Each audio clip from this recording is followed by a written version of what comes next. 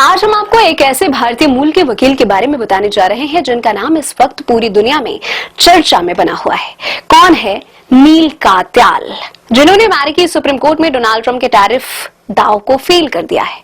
America के पूर्व राष्ट्रपति डोनाल्ड ट्रंप ने आपातकालीन शक्तियों के तहत कुछ टैरिफ यानी अनिश्चित टैक्स लगाए थे, लेकिन इस फैसले को अदालत में चुनौती दी गई और यहीं से सामने आते हैं भारतीय मूल के मशहूर वकील नील कात्याल।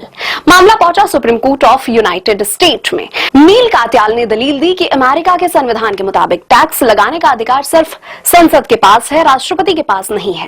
कोर्ट ने उनकी दलीलों को स्वीकार किया और ट्रंप प्रशासन द्वारा लगाए गए टैरिफ को असंवैधानिक करार देते हुए रद्द कर दिया। नील कात्याल ने फैसले के बाद कहा कि राष्ट्रपति शक्तिशाली हो सकते हैं, लेकिन हमारा संविधान उससे भी ज्यादा शक्तिशाली है।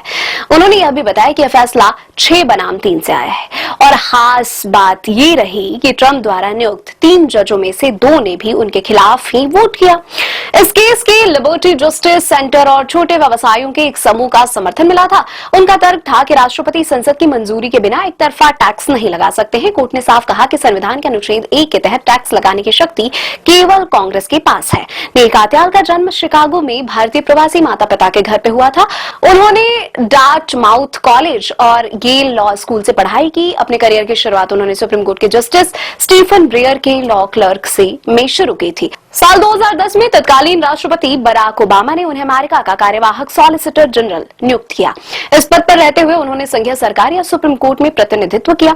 उनके नाम एक और बड़ी उपलब्धि है, वे सुप्रीम कोर्ट में 50 से ज्यादा मामलों में दलील दे चुके हैं। किसी भी अल्पसंख्यक वकील के लिए यह एक बड़ा रिकॉर्ड माना जाता है।